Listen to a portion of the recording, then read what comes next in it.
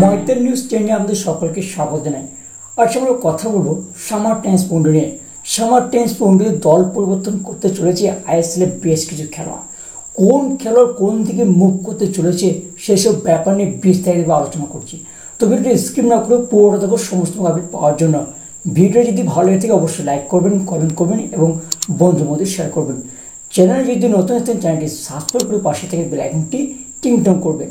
Indian football, world football ও local ফুটবলে সমস্ত update সবার আগে পেতে। তো চলো বন্ধু, আজ আর বেশি কিছু কথা বলাচ্ছি না, সরাসরি মেন টপিকে বা মেন আলোচনায় যাওয়া যাক। প্রথমে আলোচনা করব ইস্ট বেঙ্গল এফসিকে নিয়ে। East Bengal FC has a signing ঘরের ছেলে Hira Mondal to a 3 month contract for the Calcutta football league. 3 মাসের চুক্তিতে স্বাক্ষর করেছে হীরা মণ্ডল। আজ থেকে দলের সাথে প্রশিক্ষণ শুরু করার কথা রয়েছে হীরা মণ্ডলের। এবার আমরা আলোচনা করব মোহনবাগান সুপার জায়ান্টসকে নিয়ে। মোহনবাগানের ম্যানেজমেন্ট কথাবার্তা শুরু করেছে Chennai FC partnership club noise সিটির সঙ্গে। সেখান থেকে 33 বছর বয়সী ইংলিশ ডিফেন্ডার ড্যানি ভাতের সঙ্গে প্রাথমিক আলোচনা শুরু করেছে মোহনবাগান সুপার জায়ান্টস। পরবর্তী নিউজ উড়িষ্যা এফসিকে নিয়ে।